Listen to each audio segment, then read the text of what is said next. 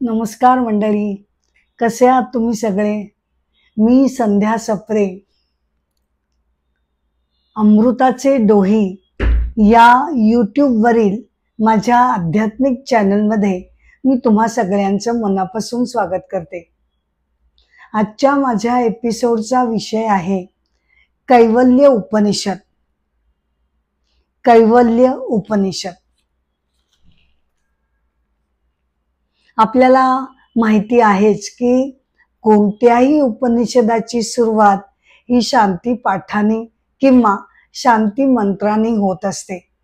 शांती मंत्र म्हणजे गुरु आणि शिष्य हे दोघे मिळून परमेश्वराजवळ प्रार्थना करतात, त्याला शांती मंत्र असं म्हटलं जातं. हे कैवल्य उपनिषद हे अथर्व वेदामध्ये आलेलं आहे आणि यातील जो शिष्य आहे ते आहेत अश्वलायन ऋषी. बर का, शिष्य कोण आहेत? अश्वलायन ऋषी हे स्वतः अगदी मंत्रद्रष्टे ऋषी म्हणून मान्यता पावलेले आहेत. ऋग्वेदामधील अनेक ऋचा त्यांनी रचलेल्या आहेत. त्यांनी स्वतः म्हणजे वेदांमध्ये एवढे पारंगत असूनही त्यांनी स्वतः आत्मज्ञानाची चौकशी किंवा त्याचा विचार करायचं ठरवलं आणि त्यासाठी ते साक्षात ब्रह्मदेवांना ते तिकडे अप्रोच झाले आणि ब्रह्मदेवांकडे त्यांनी आपली ब्रह्म जिज्ञासा प्रगट केली. तर शांती मंत्राला आपण सुरुवात करूया. हे परमेश्वरा, आम्ही आमच्या कानांनी केवळ शुभ आणि मंगलच ऐकावं. आम्ही आमच्या डोळ्यांनी केवळ जे सुंदर आहे, शुभ आहे, मंगल आहे तेच केवळ आपण बघावं. आम्ही आयुष्यभर हे परमेश्वरा तुझी उपासना करावी. इंद्रदेव जो पुरातन श्रेष्ठ देवता आहे त्याची आमच्याकडनं उपासना घडावी.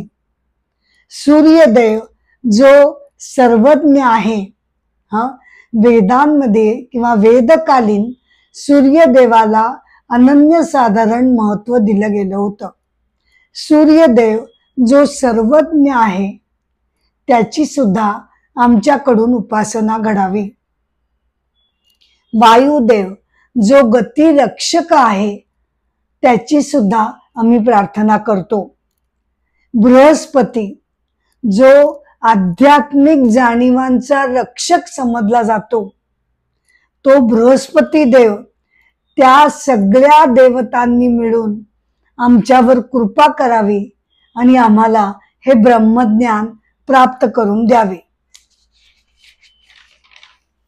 म्हणजे उपनिषदांमध्ये ज्या प्रार्थना केलेल्या आहेत त्या जर आपण त्याचा अभ्यास केला तर लक्षात येतं की सर्वसाधारणपणे वैयक्तिक सुखदुःखांची अपेक्षा त्यामध्ये केली जात नाही, तर आमची क्षमता जी आहे मनाची, बुद्धीची, ती त्याचा उत्कर्ष होत राहावा.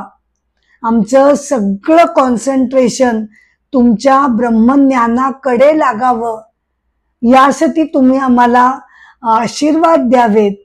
अशा प्रकारच्या प्रार्थना गुरु आणि शिष्य दोघं मिळून परमेश्वराला करत असतात. मंत्र 1. अश्वलायन ऋषी जगत निर्माता ब्रह्मदेवाकडे गेले. ऋषी ब्रह्मदेवाकडे गेले आणि त्यांनी आपण मला आत्मज्ञान द्यावं अशी मनापासून प्रार्थना केली आणि त्यांना विनंती केली. आता आपल्याला हे लक्षात घ्यायला हवं की इथे शिष्य कोणी साधा सुद्धा नाहीये, तर त्यानं स्वतः तो वेदांतामध्ये पारंगत आहे आणि जिज्ञासा म्हणून तो ब्रह्मदेवांकडे गेलेला आहे. मंत्र 2. अश्वलायन ऋषींनी ब्रह्मदेवांना विनंती केली की हे भगवान, आपण मला सर्वश्रेष्ठ आत्मज्ञान द्यावं, जे सर्व थोर थोर महर्षींनी आत्मसात केलेलं आहे आणि जे इतरांसाठी एक गुपित किंवा रहस्यमय आहे. ज्या आत्मज्ञानामुळे सर्व पाप नष्ट होऊन मनुष्य परमतत्वाला जाऊन मिळतो, असं ते सर्वश्रेष्ठ आत्मज्ञान आपण मला द्यावं ही मी प्रार्थना करतो. आत्मज्ञानाला सर्वोच्च ज्ञान असं का म्हटलं जातं? तर आत्मज्ञान हे नेमकं कुणाबद्दल आहे? परमतत्वाबद्दलच ज्ञान ते आत्मज्ञान. आपल्या सगळ्यांच्याच हृदयामध्ये जे चैतन्य तत्व, ईश्वर तत्व आहे, ज्याच्यामुळे माझे मन आणि बुद्धी हे कार्यक्षम आहेत, ते आहे, ते ऊर्जा तत्व आहे, ते परमतत्व आहे. म्हणून मी इतर भौतिक जगताचं ज्ञान घेऊ शकतो. तर माझ्या ज्ञान ग्रहण करण्याच्या शक्तीच्या मागे हे परमतत्व आहे, म्हणून मी सगळ्या गोष्टींचं ज्ञान घेऊ शकते. या अर्थानं ते सर्वोच्च ज्ञान समजलं जातं. कारण तेच मन, बुद्धी, शरीर, इंद्रिय यांना ज्ञान ग्रहण करण्याची, समजून घेण्याची क्षमता ते आपल्याला प्रदान करत असतं. त्यामुळे त्याला सर्वोच्च ज्ञान म्हटलं गेलं आहे. पुढे ते काय म्हणतात की जे सर्वसामान्यांसाठी गुपित किंवा रहस्यमय. गुपित म्हणजे लोकांना ते सांगायचं नाही, लोकांना ते शिकवायचं नाही, असा काही त्याचा अर्थ नाही. या अर्थानं तो घ्यायचा की हे आत्मज्ञान समजण्याला अतिशय कठीण आहे. त्यासाठी तपस्या हवी, तळमळ हवी, गुरूंचा आशीर्वाद हवा. त्या बळावरच साधक आत्मज्ञान प्राप्त करून घेऊ शकतो. हे जे परमतत्व आहे ते शरीर, मन, बुद्धीला शक्ती प्रदान करणार आहे आणि त्याच्यामुळे आपण कार्यक्षम आहोत. त्यामुळे काय घडतं की मन आणि बुद्धीला जी क्षमता मिळाली ती परमतत्वाकडनं दिली गेली. त्यामुळे उलट घडत नाही. मन त्याला जाणू शकत नाही, बुद्धी त्याला समजून घेऊ शकत नाही. का? कारण त्यांना समजून घेण्याची कॅपॅसिटीच मुळे परमतत्वानं दिलेली आहे. त्यामुळे आपली बुद्धी जेव्हा या इंद्रियांच्या, शरीर मनाच्या अतीत होऊन, ज्याला इंट्युशन असं म्हणतात, जे एक ऋतंभरा अलौकिक प्रज्ञेमध्ये जेव्हा तपस्येमुळे, आपल्या बुद्धीचं चिंतनामुळे, नित्य स्मरणामुळे जे ऋतंभरा प्रज्ञेमध्ये रूपांतर जेव्हा होतं, तेव्हाच आपल्याला आत्मज्ञान होऊ शकतं.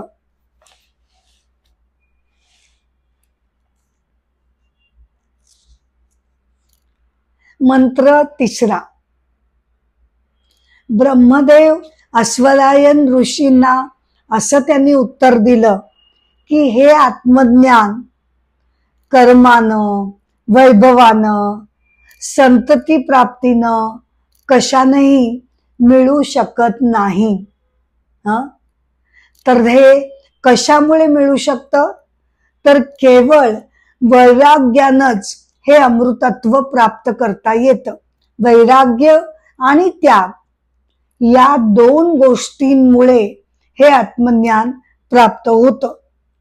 स्वर्गाहूनही श्रेष्ठ असं ते परमतत्व प्रत्येकाच्या हृदय गुहेमध्ये स्थित असतं. बर का? कुठे स्थित असतं? हृदय गुहेमध्ये असतं, ज्याची साधक प्राप्ती करून घेतो. वैराग्य आणि त्याग याच्यावर त्यांनी खूप जोर दिलेला आहे. आत्मज्ञानाच्या ज्या पायऱ्या सांगितल्या जातात त्याच्यामध्ये विवेक, वैराग्य, षटसंपत्ती आणि मुमुक्षत्व या अत्यंत 4 महत्वाच्या स्टेप्स सांगितल्या जातात. विवेक म्हणजे काय, तर सर्वसामान्य अर्थानं त्या शब्दाचा अर्थ घ्यायचा नाही.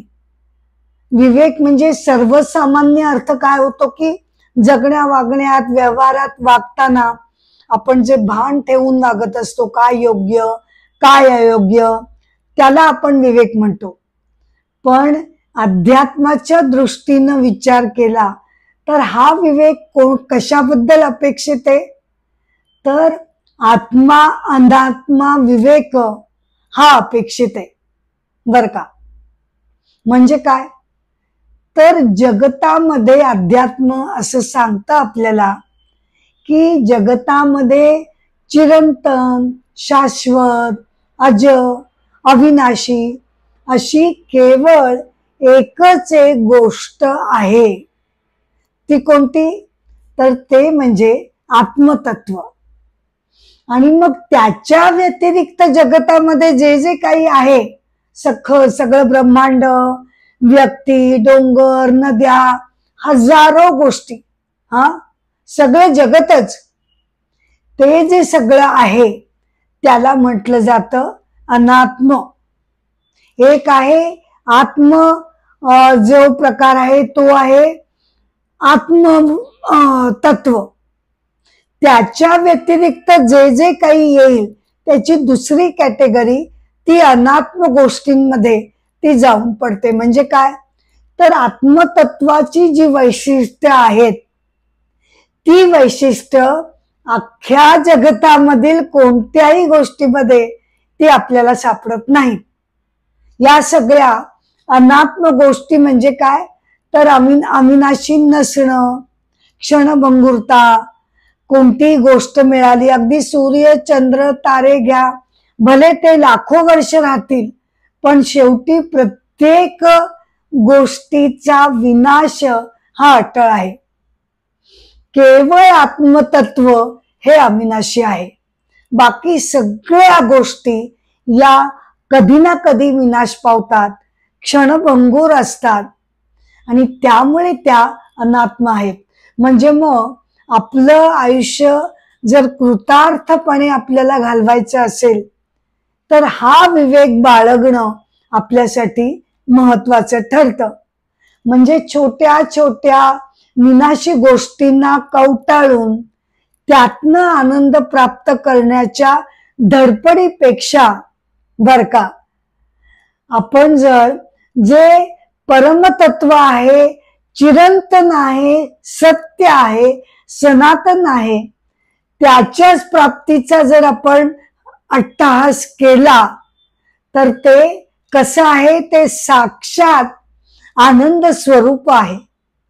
मग त्याचीच एकदा प्राप्ती करून घेतली की मग या छोट्या छोट्या गोष्टी भले काही काळ त्या आनंद देतात पण व्यक्ती काय, माणसं काय, रिलेशन्स काय, संपत्ती काय, सगळं सगळं जरी मिळून त्याचा थोडा काळ आपण जरी उपभोग घेत असलो तरी ते कधी ना कधी आपल्या हातातून निसटून जाणार आहे.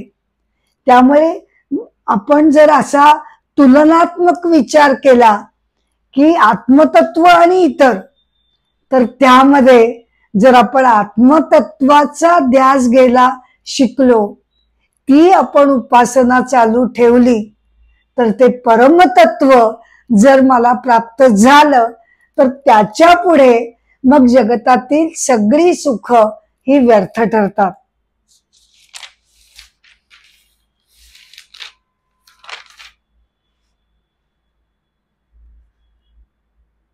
आता हे चैतन्य तत्व ऋषी असं म्हणतात या उपनिषदामध्ये की ते आपल्या हृदय गुहेमध्ये स्थित असतं. आता हृदय म्हणजे फिजिकल हृदय नाही, तर हृदय ही कन्सेप्ट अध्यात्मामध्ये अगदी वेगळ्या प्रकारे त्याची संकल्पना राबवली जाते. म्हणजे ज्याचं मन अगदी सात्विक शुद्ध निर्मळ आहे, करुणेनं प्रेमानं दयेनं असं त्याचं मन व्यापलेलं आहे, असं जे हृदय संवेदनशील परोपकारी लोकांसाठी झटणारं, त्याच्यामध्ये क्रोध मत्सर वगैरे विकार ज्याच्यामध्ये नाहीत, असं जे हृदय आहे त्याला हृदय गुहा असं म्हटलेलं आहे.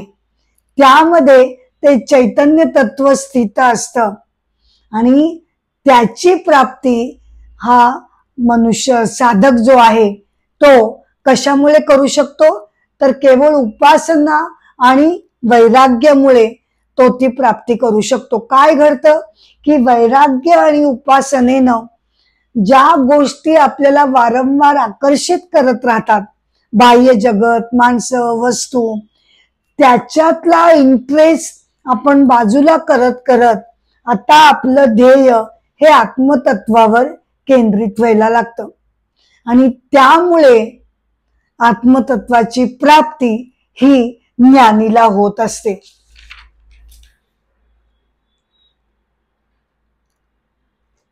मंत्र 4.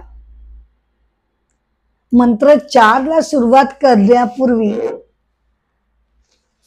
कथा सांगते मी तुम्हाला याबद्दल की हे केवळ उपनिषदातले स्क्रिप्चर मधले हे काही शब्द नाहीयेत.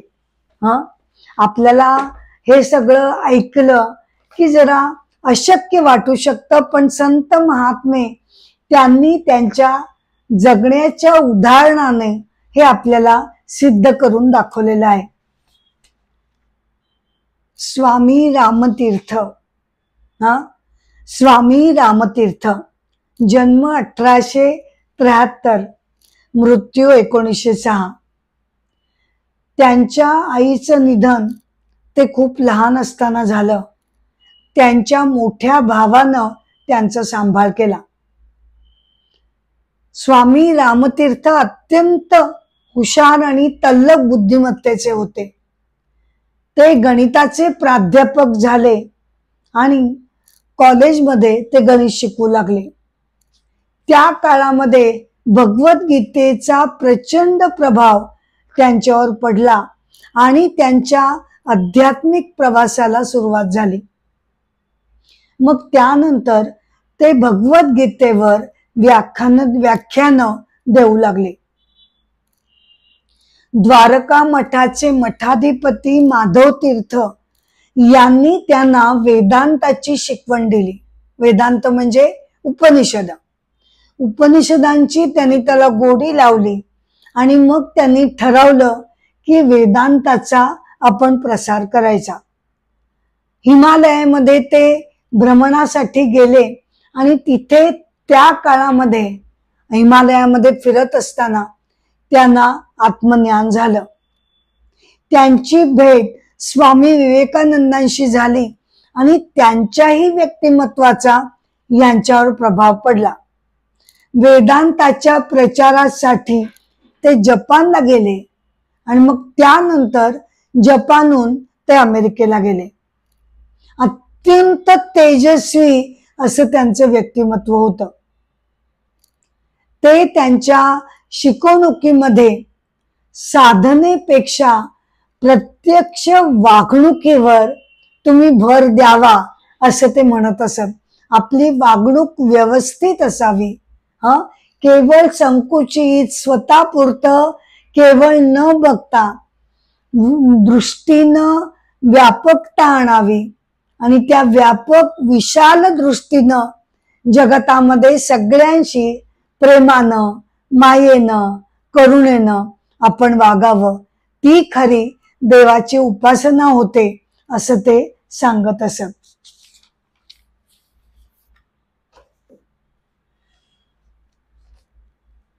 मंत्र 4. जे शुद्ध पवित्र मनाचे आहेत, जे शुद्ध पवित्र मनाचे आहेत आणि जे वैराग्याच्या वाटेवरून निश्चयीपणे चालत आहेत, त्यांना उपनिषदांचे यथार्थ ज्ञान अंतःकरणामध्ये द्यायला लागतं आणि ते ब्रह्मलोकाची प्राप्ती करून घेतात.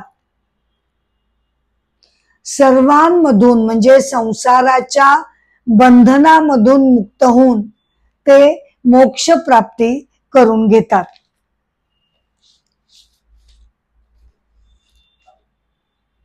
आपलं मन जर चंचल असेल, आणि ते तसं असतंच बऱ्याच वेळा, त्याला तपस्येनं, उपासनेनं, साधनेनं त्याला कंट्रोल करावं लागतं. जर मन चंचल असेल, विचारांची प्रक्षोभता धावत असेल, इकडे तिकडे हजारो विचारांची गर्दी ही जमा होत असेल, तर अशा प्रक्षुब्ध अवस्थेमध्ये ध्यानधारणा किंवा ईश्वरीय तत्वावर मन एकाग्र करणं हे जमू शकत नाही. त्यासाठी उपासना हवी. त्याचे अनेक मार्ग उपनिषद आपल्याला सांगत असतात. कोणता एक प्रमुख मार्ग? तर मनाला विचार लागतो ना, ठीक आहे, मनाला विचाराशिवाय त्याचं काही चालत नाही, ठीक आहे, तुला मी विचार रिप्लेस करतो, हे नको, हे घे विचार. विचारच हवेत ना. मग आता केवळ आणि केवळ परमेश्वर तत्वाबद्दलच तुझं मन एकाग्र झालं पाहिजे. तू फक्त त्याचाच विचार करायला हवास, असा आपण सूचना जेव्हा मनाला द्यायला लागतो, तेव्हा हळूहळू मनाला त्या ईश्वराची चिंतन करण्याची गोडी लागायला लागते. मनाला एकसारखी नावं ठेवून काय होणार आहे हो? त्याचं वैशिष्ट्य आपण बरोबर ओळखायला हवं. त्याला लागतात ना विचार, मग देऊया की. पण चांगले, सात्विक, शुद्ध, ईश्वराप्रती श्रद्धा असणारे असे विचार जर त्याला आपण दिले, तर हळूहळू मनाला त्याची सुद्धा सवयच लागते आणि मग त्याची गोडी त्याला वाटायला लागते. आणि मग कुठली तरी जबरदस्ती करून ती ध्यानधारणा होत नाही, तर मग हळूहळू साधक मनापासून त्या ध्यानधारणेसाठी आतुर होऊन ती तो करायला लागतो. म्हणजे वैराग्य वृत्ती जर आणायची असेल तर दोन गोष्टी त्याच्यामध्ये येतात.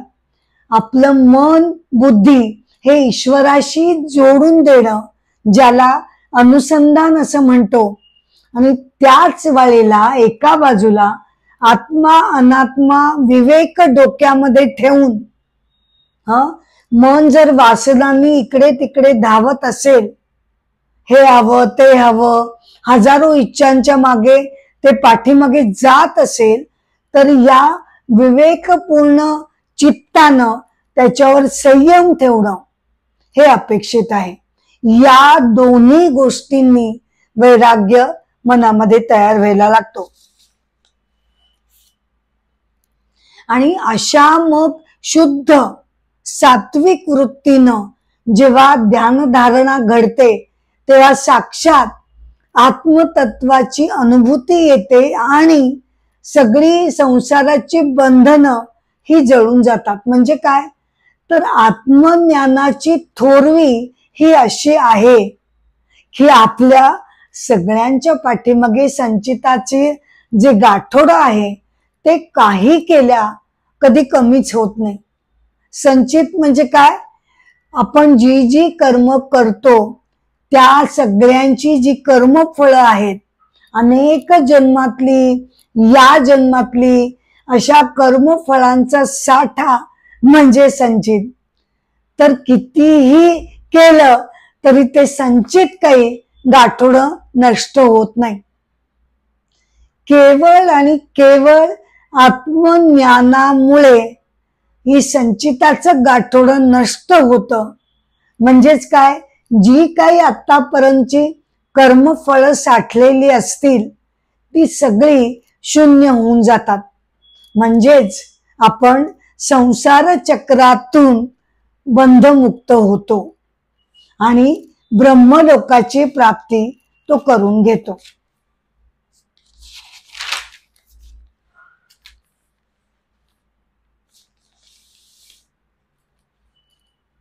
आता इथे सुद्धा मला एक कथा सांगावीशी वाटते. आदि शंकराचार्य बर का.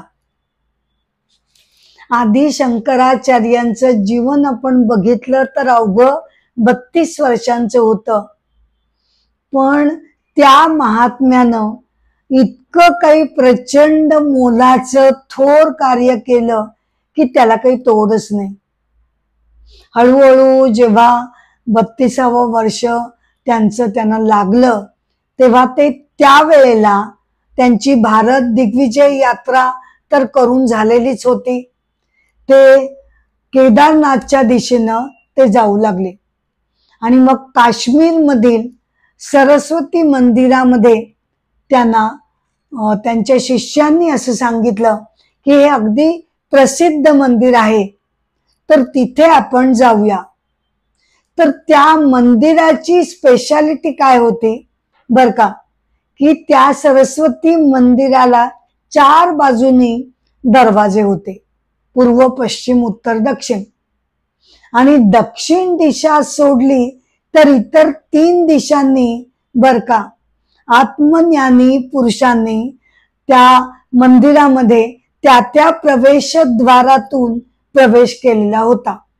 म्हणजे असं की जो थोर तत्वचिंतक आणि आत्मज्ञानी म्हणून लौकिक पावेल, अर्थात त्यासाठी त्याला विद्वानांच्या समोर परीक्षा द्याव्या लागत असत. पण त्यातून बाहेर पडल्यानंतर त्याला मोठ्या सन्मानानं त्या प्रवेशद्वारातून आत नेलं जाई आणि त्या मंदिरामध्ये अशा ज्ञानींसाठी सिंहासन बसवलेलं होतं. त्या सिंहासनावर त्याला मोठ्या सन्मानानं त्याच्यावर नेलं जाई.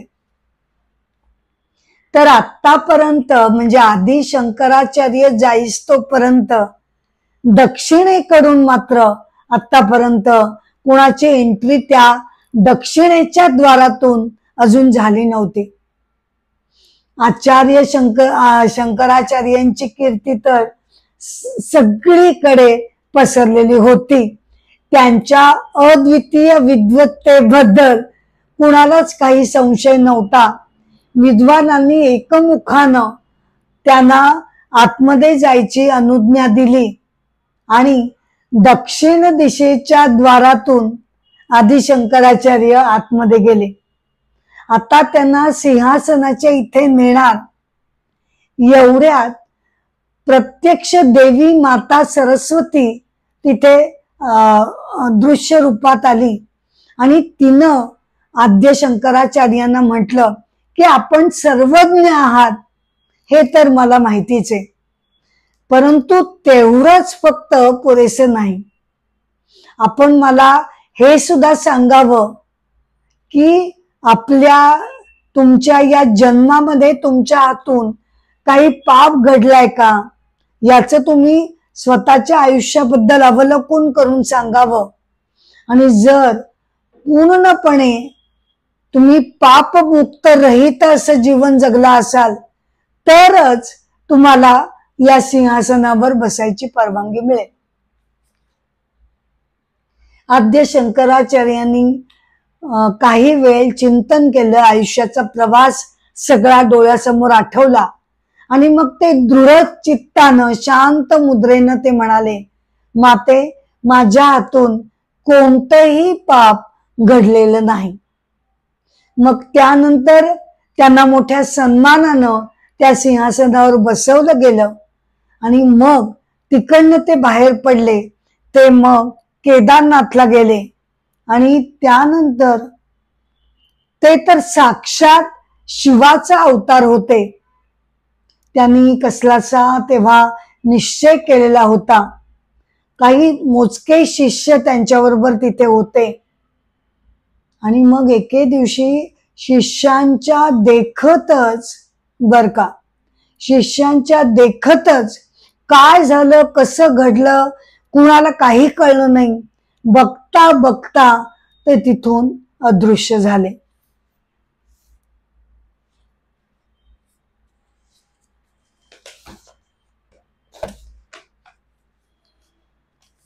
मंत्र 5वा.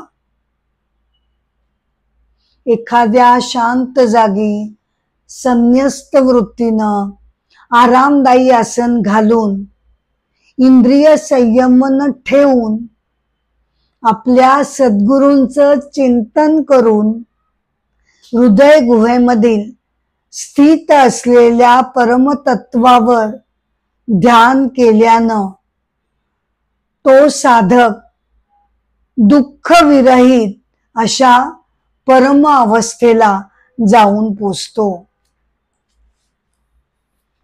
इथे काय काय सूचना दिलेल्या आहेत साधकासाठी, तर एक सुखासन असावं, म्हणजे जिथे तुम्ही काही वेळ का होईना शांतपणे ध्यानस्थ बसू शकाल.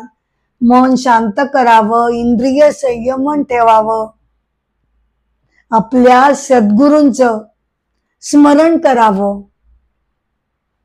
या ज्या सगळ्या सूचना दिलेल्या आहेत त्या कशासाठी दिल्यात, तर आपलं मन जे कायम विकार विचार विषारी विचारांनी, कधी चांगल्या कधी वाईट अशा मिश्र विकारांनी भरलेलं असतं, ते शांत करण्यासाठी या सगळ्या उपाययोजना सांगितलेल्या आहेत.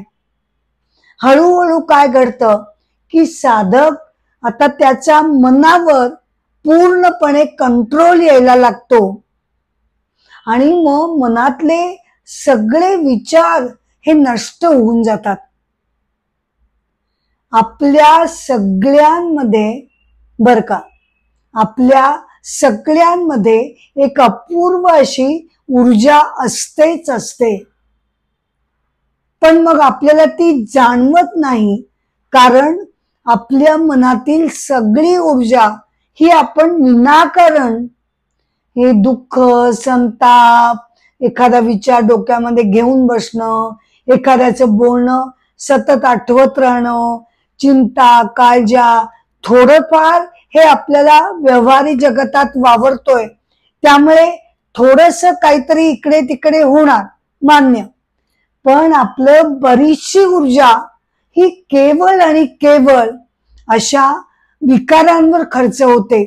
आणि ती ऊर्जा परमेश्वर तत्वाचं चिंतन करण्यासाठी म्हणून जर घालवायची असेल तर त्यासाठी आवश्यक अशी ऊर्जाच मनुष्यामध्ये राहत नाही.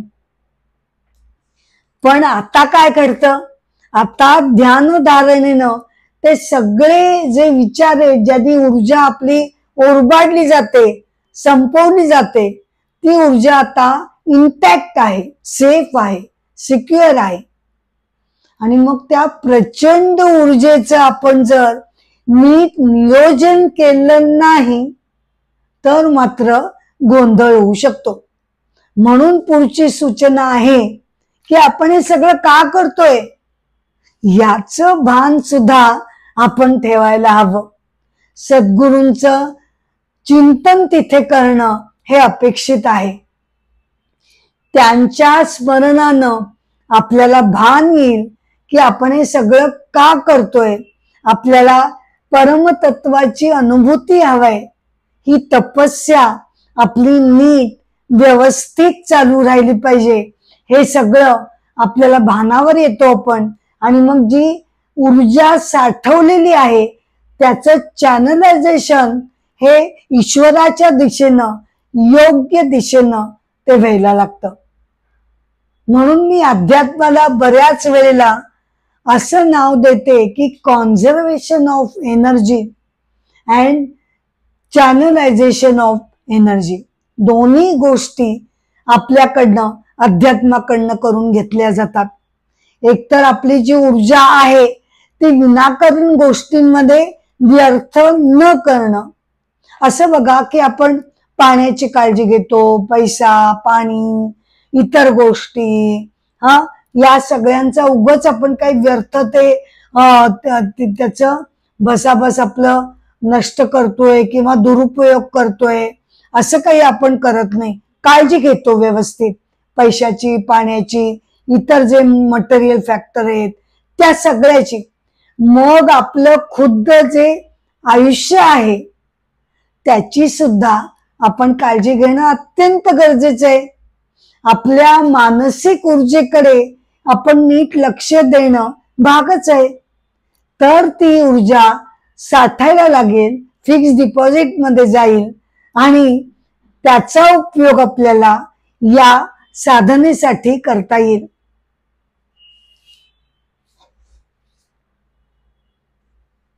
मंत्र 6. जे विचारांच्या अतीत आहे. कसं आहे ते परमतत्व, त्याचं वर्णन आता या श्लोकामध्ये केलेलं आहे. जे विचारांच्या अतीत आहे, ज्याची विविध रूप आहेत, जे शुभ आहे, शांत आहे, अमर्त्य आहे, अख्ख्या ब्रह्मांडाचं ते मूळ कारण आहे, अजय आहे म्हणजे काय, जन्म नाही, सर्व व्यापी आहे, परमानंद आहे, असं ते विलक्षण ऊर्जा तत्व किंवा चैतन्य तत्व हे आपल्या सगळ्यांमध्येच ते वसलेलं आहे. केनोपनिषदामध्ये असं म्हटलंय की डोळे जे बघतात ते कुणामुळे, तर ते आहे म्हणून डोळे बघतात. ते परमतत्व कानांच्या पाठीमागे आहे म्हणून कान ते ऐकू शकतात. ही जी ज्ञानेंद्रियांना आपल्याला जी शक्ती मिळाली, ज्यामुळे आपण ऐकतो, बोलतो, बघतो, ही कशामुळे, तर ज्ञानेंद्रियाच्या पाठीमागे जे ऊर्जा तत्व आहे त्याच्यामुळे आपण हे सगळं करू शकतो. अशा या परममंगल परमतत्वाचं चिंतन करा, असं या उपनिषदामध्ये कळवळून आपल्याला सांगण्यात येत आहे. मंत्र 7. सर्वोच्च असा परमेश्वर, सर्वश्रेष्ठ परमेश्वर, जो त्याची धर्मपत्नी उमा हिच्या बरोबर आहे, जो त्रिलोचन आहे म्हणजे ज्याला 3 डोळे आहेत, जो सामर्थ्यवान आहे, जो नीलकंठ आहे, परमशांत आहे, त्याच्यावर ध्यान धारणा केल्यानं साधक त्याच्या तत्वाला जाऊन पोचतो, जो सर्व व्यक्त ब्रह्मांडाचा मूळ स्त्रोत म्हणून तो आहे, जो सर्व साक्षी आहे आणि सगळ्या अंधकाराच्या तो अतीत आहे. आता या श्लोकामध्ये सगुण साकार ईश्वराचं वर्णन केलं गेलं आहे. साक्षात शिवशंकरांचं वर्णन इथे केलेलं आहे. का? कारण निर्गुण निराकार परमतत्वाची उपासना करायला आपल्याला कठीण जातं, म्हणून इथे सगुण साकाराची वर्णन केलं गेलं आहे. कसा आहे हा शिवशंकर, तर तो सामर्थ्यवान आहे, सर्वश्रेष्ठ आहे.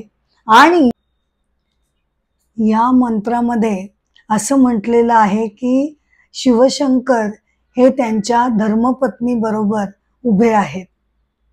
असं का म्हटलं आहे, तर निर्गुण निराकार तत्वाचं आपल्याला ध्यान धारणा करणं हे कठीण जातं आणि त्यामुळे इथे सगुण साकार साक्षात भगवान शंकरांचं वर्णन इथं केलेलं आहे. ते आपल्या पत्नी बरोबर आहेत. याचा अर्थ काय होतो, तर उमा म्हणजे त्यांची धर्मपत्नी ही साक्षात प्रकृतीचं निर्देशक मानली जाते.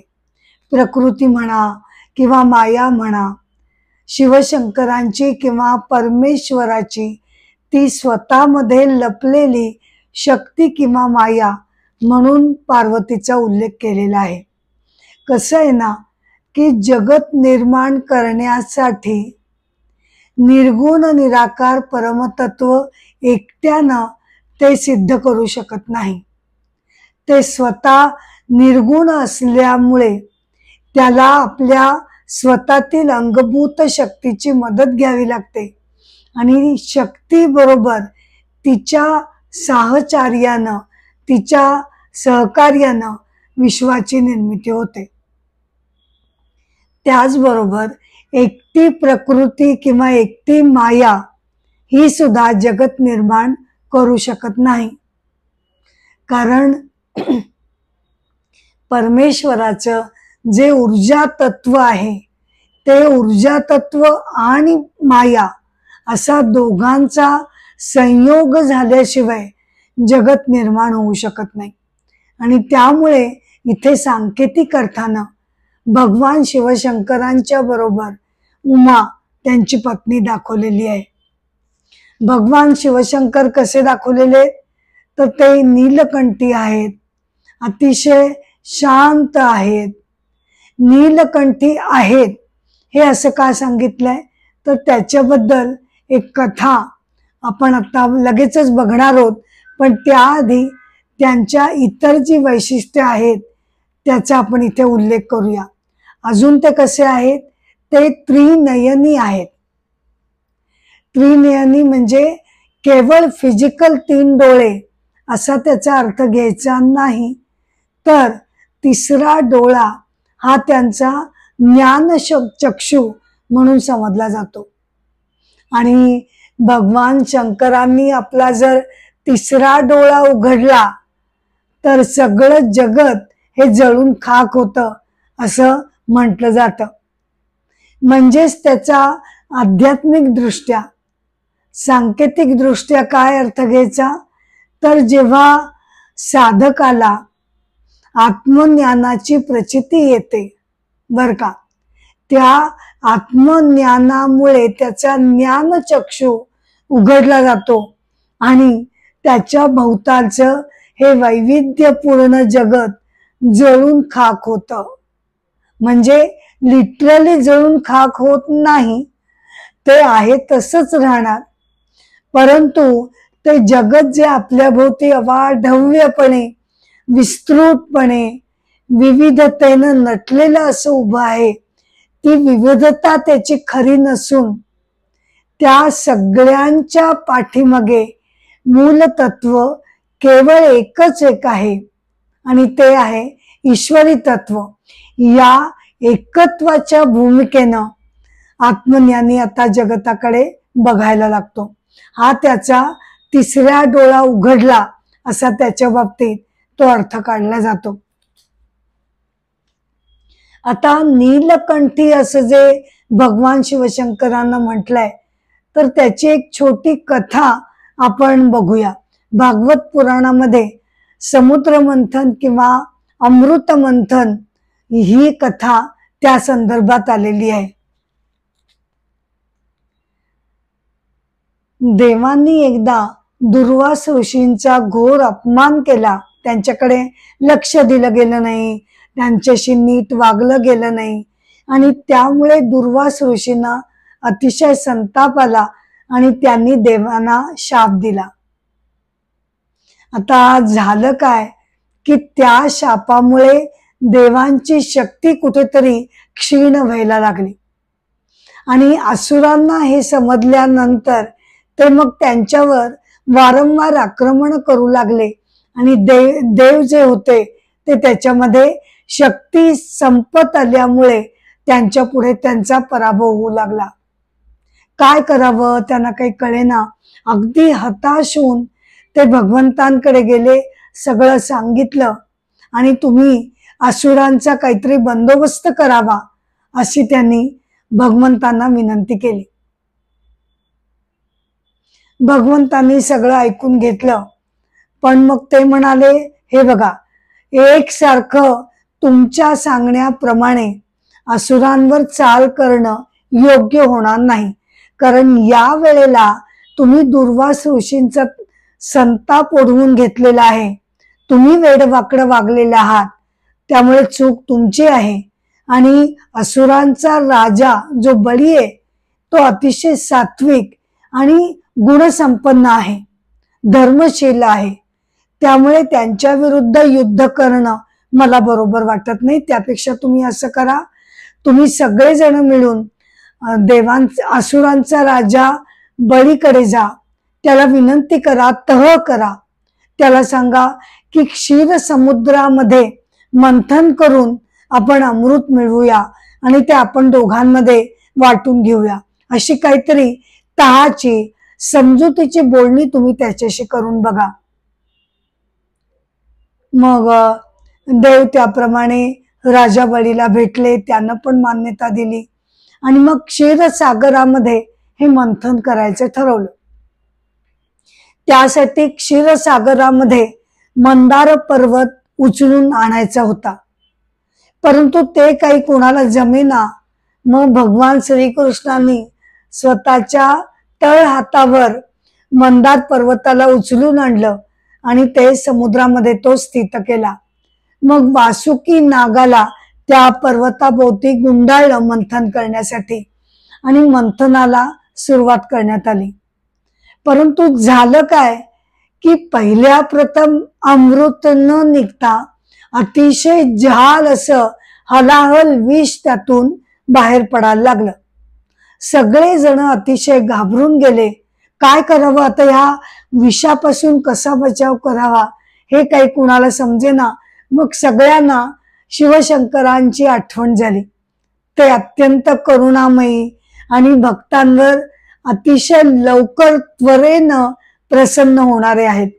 म्हणून ते सगळे जण त्यांच्याकडे गेले, त्यांचा धावा केला आणि सगळं कथन केलं. आणि आपण ते हलाहल विष जर आपण पचवलात, आपल्यामध्ये ते सामर्थ्य आहे, ते जर तुम्ही केलं तर आमचा जीव वाचेल. भगवान शंकरांना दया आली, करुणेने त्यांनी होकार देऊन टाकला आणि मग काय, त्यांनी ते सगळं हलाहल विष जे होतं ते त्यांनी दोन्ही हातांनी प्राशन केलं. परंतु बाजूला उभी असलेली पार्वतीला हे काही त्यांचं वागणं सहन होईना. तिनं एकदम असं आवेगानं पुढे येऊन त्यांचा हात गळ्याभोवती धरला आणि गळ्यापर्यंतच ते सगळं विष तिथे उतरलं. त्यांचा गळा त्यामुळे निळा पडला, म्हणून त्यांना नीलकंठी असं नाव दिलं गेलं.